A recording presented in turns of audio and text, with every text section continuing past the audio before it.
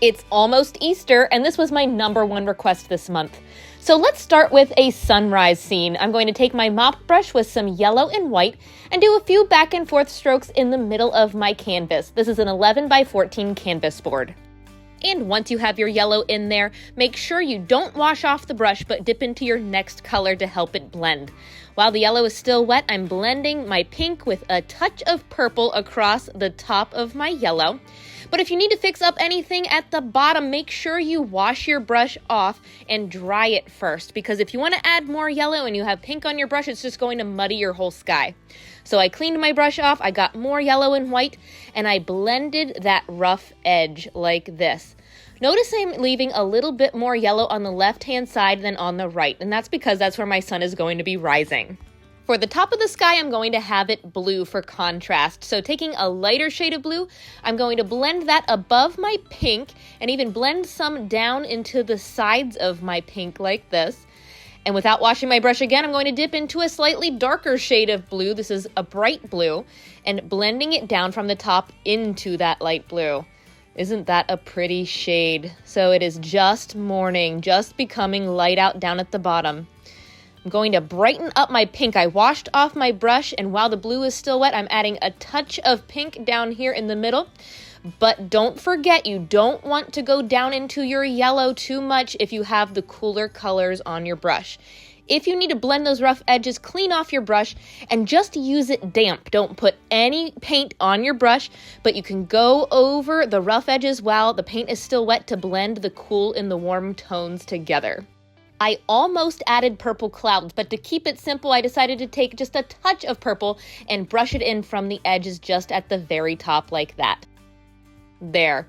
Now, once you have your sky completely finished, dry it and clean off your mop brush again. We're going to do the underpainting to our landscape. So just take some dark brown and do a swooping motion. Make sure you do not lose your yellow. It's okay to overlap it, but make sure most of it is showing at the top.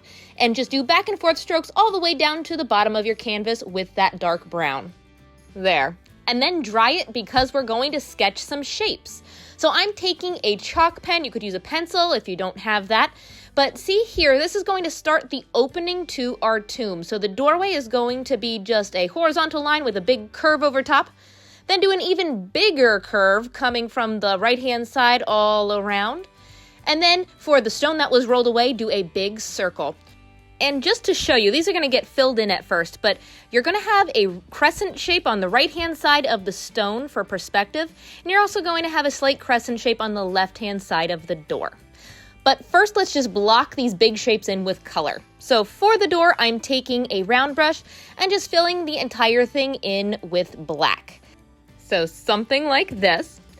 And then for the stone, I'm just going to take some tan with some of my dark brown and a round brush and fill it in loosely. To give a rocky shape, I'm not going to blend the colors exactly. I'm going to do kind of crisscross blending with my brush. See, I'm just kind of going up and down and side to side. It's okay to give the mottled look to it. That's going to make it look rocky. And same thing, filling in around the doorway and around that curve. See, I'm just kind of doing crisscross motions. That's going to not fully blend your colors, but kind of give it a rocky look. You don't have to go super detailed. Make sure you get around the door's edge and underneath right here. Notice how I made the top smooth edge of the tomb kind of rocky, but I smoothed out the top edge of the doorway. Now on the left-hand side up here where the sun is rising, let's do a fun sunrise effect. So I'm taking my round brush again with some white and yellow, brightest in the middle where I want it to be shining. And then I'm just going to dampen my brush here and brush straight up like this. And right off that middle point, I'm going to start doing big, long lines going all the way over to the right like this, and then start going the other direction. Very little paint on your brush, but it does help to dampen it. Not too much water because you don't want it to drip, but see how just the damp brush then can brush out that paint, making it look like the sun is shining as it rises. And don't worry if you get it into your brown because you can always fix it up like this. Now that's where our crosses are going to be, so dry it. And then I'm going to use a size 2 flat brush, and that's because it has a edge that is straight. You could use a detail brush for this, but take advantage of the straight edge if you have it, and just do one big line in the middle, and then make it across. See how I have it lined up with that tallest sunrise streak? And then we're gonna do one on either side of that one, and notice I made them both a slightly bit shorter, like that. There. And now we have both the crosses and the tomb. Let's turn this into a landscape. So taking my round brush again, I'm just going to take some tan, mix a tiny bit of that dark brown with it, but let's make a pathway coming out of the tomb. I'm doing big, long, back and forth brush strokes, blending it in as needed. And let's just have them come down to the bottom of the canvas like this. So notice it kind of comes out of the doorway and kind of comes around to the left and down. And then I'm going to start at the top where the crosses are and kind of connect them, almost like a pathway or stairs going up the hill. So very light brush strokes. I'm barely touching the canvas, just back and forth as needed. If you need to blend it, you can go back in with some water to help. There, that helps a lot. And I'm going to do even some highlights to the top of the tomb over here. It kind of does look rocky. I don't want to do too much detail to this, but I am going to highlight around the doorway here and along the edges just a little bit. It's up to you how much detail you do. So you can kind of highlight up here where the rocks are. There.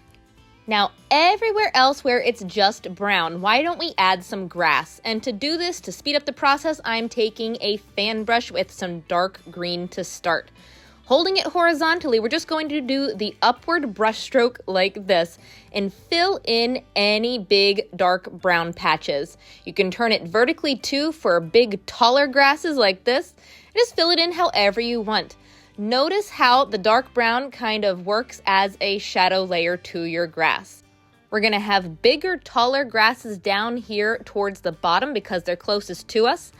And then when you get up to the dark brown patches that are up towards the cross, we're going to do even tinier, shorter brush strokes, almost just tapping the brush. In fact, when you get all the way up to the top, if you struggle doing short strokes, you can actually turn the brush the other direction and just tap, and that will give you a similar texture. So I'm going to do that all the way across here up to the very top, and then just start doing that little upward brush stroke. Now, don't worry if you do too much grass or if you accidentally get it into your pathway or into your rock like I did. I actually kind of got too much into my rock over there. You can fix that up later. That's okay. But first, let's add some highlights to the grass. And my fan brush was starting to part funny, so a trick to get it to go back to the fan shape is to dry it with your hairdryer. And then grab some light green. I'm taking light green mixed with a bit of mustard yellow and even some dark green if you don't want it too neon. But look at this. Very little paint on your brush, but just kind of dry brush it over top of your dark green grass layer, and that's going to make it look even more like grass. From a distance, the highlighting and shading together really make it pop. So really do that all over the place. You don't have to do near as much. Remember, they're just highlights. Same thing, tinier grass brush strokes towards the top if you need to. And you can turn it the opposite direction and just tap in certain areas there. Add highlights all over. See, I'll show you. Doesn't that give it a totally different look? So let them dry. We're going to come back to the grass, but now's a good time to fix up anything you might have accidentally gotten onto your tomb or your rock.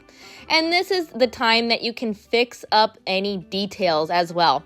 So I'm going to take my round brush and add some gray now with some dark brown and add a bit more shading. I'm going to add that perspective crescent on this right-hand side again. See how it's just making that circle on the left-hand side smaller. And then you can add darker shading. Notice I have darker shading on this bottom right-hand side. I even added some purple. Adding purple into your brown can make the shading really pop as well. I'm doing little crisscross brush strokes here.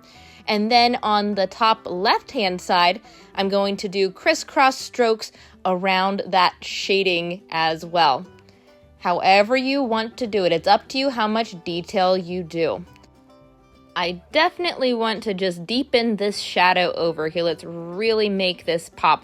So I'm going to add a tiny bit of black there as well and blend it in. and then highlight along that big edge. Notice I'm not even making it a perfectly smooth curve because it's a rock. It might have a little rocky, bumpy edge here. So something like this.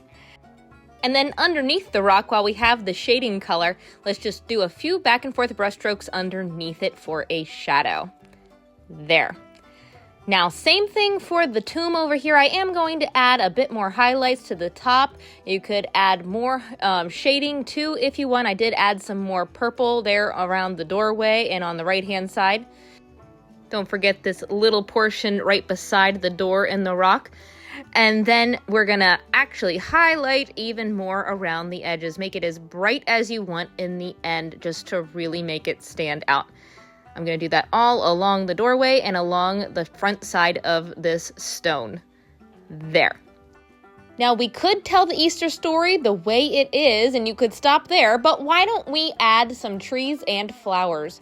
So to start, I'm going to make it look like there's a garden of some kind way off in the distance up on the hill by adding a few small trees. Just taking a detail brush and some dark brown paint, add a few simple tree trunks off in the distance up here, pulling some lines up from the grass and adding some simple branches. Notice each of my branches go off in a tiny V shape, and you can add as many trees as you want. Once you have all your trees in there, you can take some of the tan from your tomb and stone color and just brush some on the left-hand side as well. That's really the only detail I'm going to do on these tree trunks. We're going to keep them super simple. This tree got a little wider than the others, so why don't we make him taller and then add a few really tiny ones here to help balance it out. There we go. So something like that. And to give them leaves, I'm going to grab one of my fine sea sponges and some light and dark green. I dipped into both colors, but I tapped most of it off because you don't want to have globs. What we are going to do is just lightly bounce it over top of the edges of each of your tree branches, and it'll make it look like little clusters of leaves in the distance on the trees. Isn't that cool? Very little paint on your brush, but this is a fun and easy texture. If your grass looks funny or you have any bald patches, this is a great texture to also add to your landscape. So I'm going to bounce it into my grass. I'm even going to have some of this texture go down across the top of the tomb and across this top of the rock. See how it looks like a vine or almost like a little bush growing there? Could be moss. I like that. And then I'm going to tap it in all different areas of my grass as well. Anywhere it looks like it got a little funny at the bottom, or if there's a big bald spot, add a couple light taps of this and it's just going to help it really kind of just blend all together. Especially along the bottom edges here of the canvas. You can even have some growing on your pathway. It might look like a little bit of moss. How about we do some way up in the corner? Maybe there's a bush here on the left-hand side. There we go. Anywhere you want to add it, just make sure you have the dark and the light green texture. Now, I didn't do any perspective on the crosses, but you could dry brush on some tan as well, just for a little highlight. That's up to you. If you really want the high contrast, you could keep them dark, but I like it like that. And as a final step, take some dark and light green again, but with your detail brush, and add some stems for flowers in your grass. I'm just doing light upward strokes all around in my grassy areas. They don't all have to be perfectly straight. You can have them leaning to the left or the right or crossing over each other. And some could be stems for flowers, others could just be more grass. I always say if your grass looks funny, keep adding more to it because the more textures and the more layers, the more realistic I say it looks. Gonna do a few more here. Let's do some underneath the stone. And let's see, let's few more up there.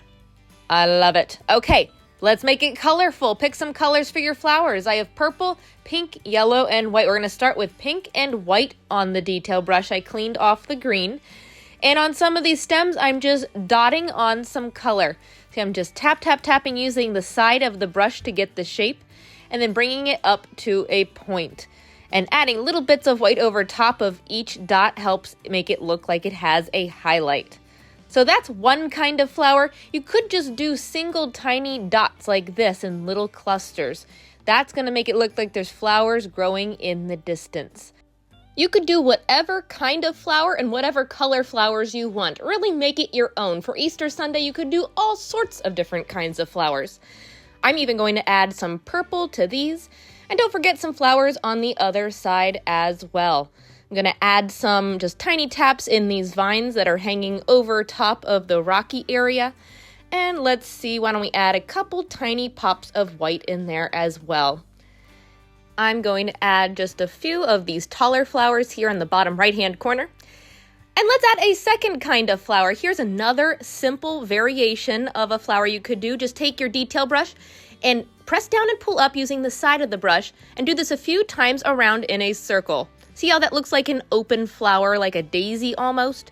Don't worry, they all don't have to be perfectly symmetrical. Some might be leaning to the left or the right. And I'm going to do a few different clusters of different sizes. So I did a few big ones here, and then I'm going to add in a few teeny tiny ones. And don't forget the other side as well. Happy spring, by the way. Today is the first day of spring while I am filming this. So I am so excited to start seeing all the different spring flowers pop up.